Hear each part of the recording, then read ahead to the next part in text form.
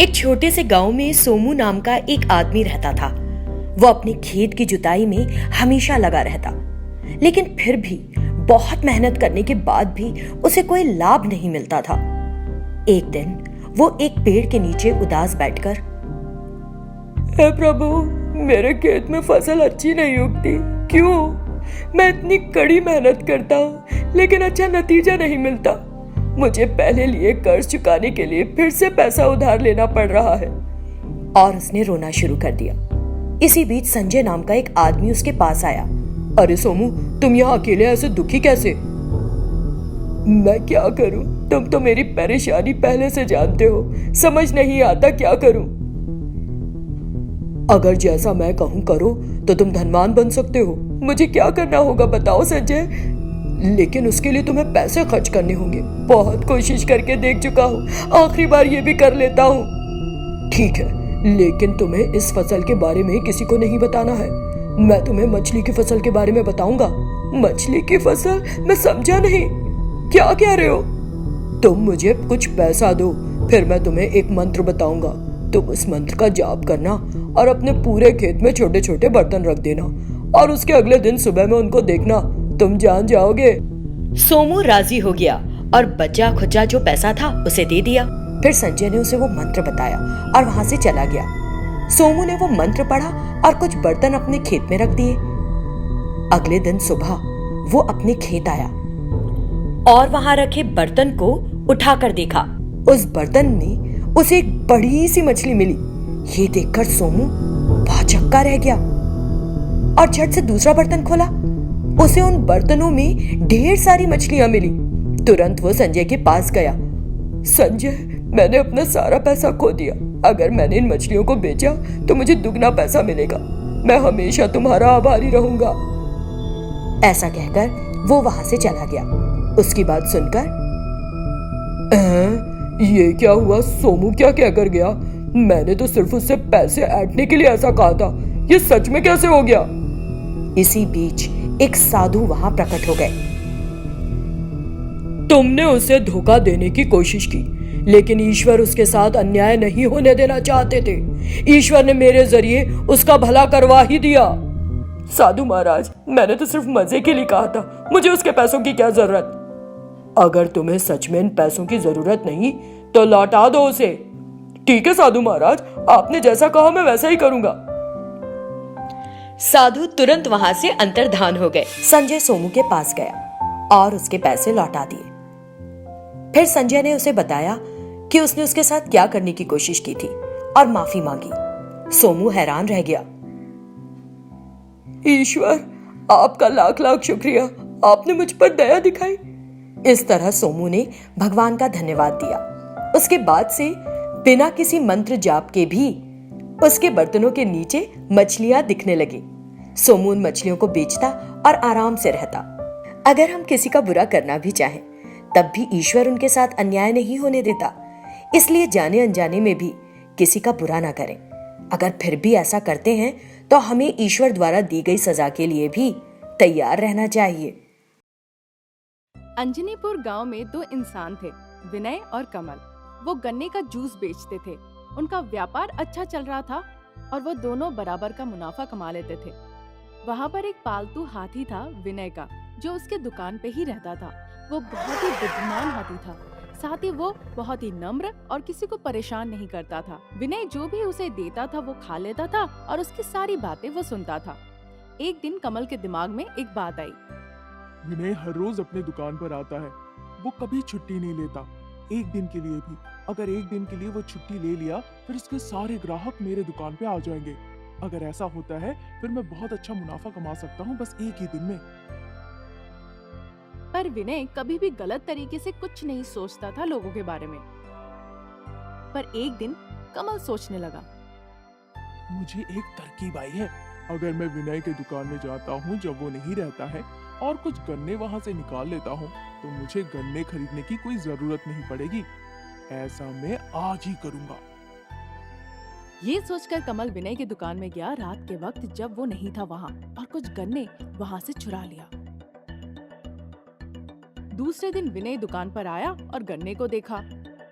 अरे ये क्या, कल तो मेरे दुकान में बहुत गन्ने थे, पर आज मुझे बस कुछ ही गन्ने दिख रहे हैं, ऐसा क्यों? ऐसा सोचते सोचते विनय ने अपने हाथी से कहा। तुमने दुकान से गन्ने लेकर खाया है ना? सच बताओ मुझे, नहीं तो मैं तुम्हें बहुत डांट लगाऊंगा।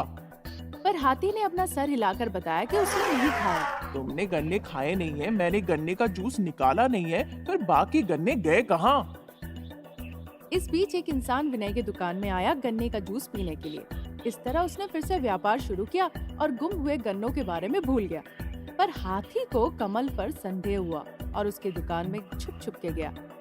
वो हाथी कुछ गन्ने ले आया खेत से और विनय की दुकान के सामने रख दिया।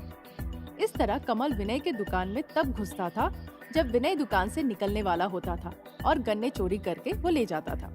दूसरे दिन विनय दुकान आता था और हर बार गन्ने कम दिखते थे। इसी के साथ विनय को शक हुआ कि कोई तो है जो उसके दुकान में घुसकर उसके गन्ने चोरी कर रहा है, जबकि हाथी उस दिन कमल के दुकान में जाकर कुछ गन्ने उसके दुकान से ले आया था चुपके से और रख दिया था विनय के दुकान में आकर। उस दिन रात के वक्त विनय अपने हाथी को घर नहीं ले जाकर वहीं पर छोड़ दिया दुकान की रखवाली करने के लिए, उसे बिना बांधे हुए। जैसे ही कमल आया विनय के दुकान उस रात, उस हाथी ने अपने सिर से उसे जोरों से धक्का दिया और उठाकर पटक दिया। इसी के साथ कमल जमीन पर गिर गया और वहाँ से भाग गया। दूसरे दिन जब विनय अपने हाथी को लेकर जा रहा था, उसने कमल को देखा रास्ते में कि उसके सर पर पट्टी बंधे हुए है और उसे चोट आई है। कमल को देखकर विनय ने पूछा, अरे क्या हुआ कमल, पूरे शरीर में इस तरह से तुम्हारी पट्टी क्यों बनी हुई है? लग रहा है कि किसी ने तुम्हें बहुत पीटा है। किसकी इतनी हिम्मत जो मुझे मारे? कल घर जाते वक्त मैं पैर फिसल के गिर गया। ये कहकर कमल वहाँ से चला गया। ये कहकर वो धीरे धीरे हंसने लगा। कमल को देखकर हाथी भी सर हिलाने लगा मजाकिया तौर पे। पहले अग्रहारम नाम का एक गांव था। उस गांव के चारों ओर हर दिशा में 5 किलोमीटर तक फैला हुआ एक जंगल था। रात में ग्रामीण उस जंगल से नहीं जाते थे क्योंकि वहाँ खतरनाक शैतान रहते थे। उस गांव में जगन नाम का एक जादूगर रहता था। एक दिन उसने अपनी पत्नी के साथ देर शाम अचानक यात्रा शुरू करनी चाहिए। अरे स्मिता, दरवाजा बंद करो और जल्दी आओ। सूरज पहले ही अस्त हो चुका है, थोड़ी ही देर में अंधेरा हो जाएगा और देर की तो शहर नहीं नरक पहुँचेंगे। ऐसा मत कहो जी, मुझे शैतानों से डर लगता है। मैं उनके बारे में अधिक नहीं जानती, मैंने उन्हें कभी देखा भी नहीं। हाँ, वो शैतान मेरी माँ के जैसे रिश्तेदार हैं। भूतों को चेहरा जानने की कोई जरूरत नहीं। पूरा जंगल अंधेरे में है और इतना डरावना लग रहा है। मेरे दिल की धड़कन 101 से अधिक है। आपको डर नहीं लग रहा है जी? मैं डरूंगा? क्या कह रही हो? मैं एक महान जादूगर हूँ। शैतान मेरा अभिवादन करके उल्टे पैर भाग जाएगा। मुझे डराने के लिए उसे दूसरा जन्म लेना होगा। तभी कहीं से चीखने की आवाजें सुनाई दी। सुनो, देखो शैतान चिल्ला रहा है, शायद उसने हमें देख लिया है। अरे पगली, ये लोमड़ियों की आवाज है, भूतों की नहीं। मुंह बंद करके मेरे पीछे आओ। फिर वे कुछ देर आगे बढ़े। अचानक तेज आवाज हुई जिसे सुनकर स्मिता डर गई। सुनो जी! इतना कहकर वो हाथ पकड़कर कांपने लगी। अरे डरो नहीं और मुझे भी मत डराओ। इतना कहकर जगन आगे बढ़ गया, लेकिन अब वो भी थोड़ा सा डर रहा था। स्मिता ईश्वर का नाम लेते हुए उसके पीछे पीछे चल रही थी। अचानक उसने वहाँ से कुछ दूरी पर एक रोशनी देखी और कहा, वहाँ देखो, वहाँ कुछ रोशनी दिखाई दे रही है। वो भूत हो सकता है, हमें वापस जाना चाहिए। चलो भी। ये कोई भूत नहीं है, मैं हूँ ना, बस पीछे आओ मेरे। इस तरह जगन, जो खुद भी जरा डर गया था, उसने अपनी पत्नी को ढांढस बंधाया और आगे चला गया। उन्होंने जो रोशनी देखी थी, जब वो वहाँ पहुँचे तो उसे बुझा दिया गया।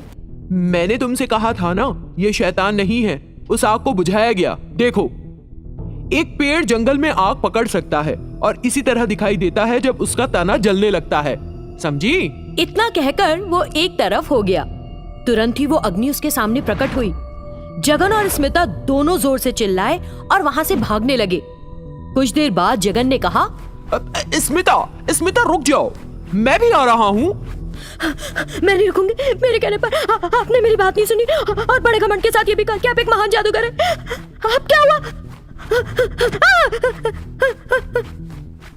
अरे मेरी बात तो सुनो। तुम शैतानों के पहाड़ की ओर जा रही हो। ज्यादा भयानक और खतरनाक भूत वहाँ रहते हैं। वे अपने परिवार के साथ वहाँ रहते हैं। ये सुनकर स्मिता जहाँ थी अचानक वहीं रुक गई ऐसे गिरते पड़ते भागी हो, देखने दो कहीं चोट तो नहीं आई। और उसने टॉर्च को उसके चेहरे के सामने किया। उसका चेहरा देखते ही एक बार को तो वो डर गया। ये उसकी पत्नी का चेहरा नहीं बल्कि किसी भूत का चेहरा था।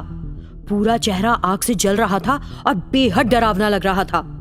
इससे जगन जोर से चिल्लाया और वहां से भागने लगा। बड़े अहंकार से कह रहा था एक महान जादूगर है।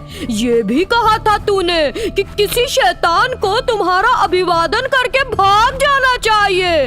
अब क्यों भाग रहा है? अपनी जादुई शक्ति दिखा। मेरे पास कोई जादुई शक्तियां नहीं है, मुझे छोड़ दो।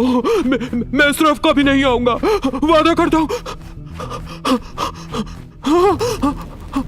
अचानक उस जगह में आग लग गई। जगन के पैर जलने लगे। कुछ दूर जाने के बाद उसने अपनी पत्नी स्मिता को देखा। वो एक पेड़ के नीचे बैठी थी। अरे स्मिता, क्या तुम अभी जीवित हो?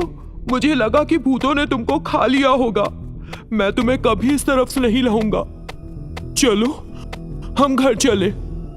उसने पत्नी का हाथ पकड़ना चाहा। उसकी पत्नी जमीन पर गिर गई और पूरा शरीर राख में बदल गया। ये देखकर जगन रोने लगा कि उसने स्मिता को खो दिया है। स्मिता, मेरी गलती थी स्मिता। तभी वो शैतान वहां आ गई और उसने एक बार में जगन को खा लिया। तभी अचानक जगन की आंख खुल गई और उसे एहसास हुआ कि वो बस एक बुरा सपना देख रहा था।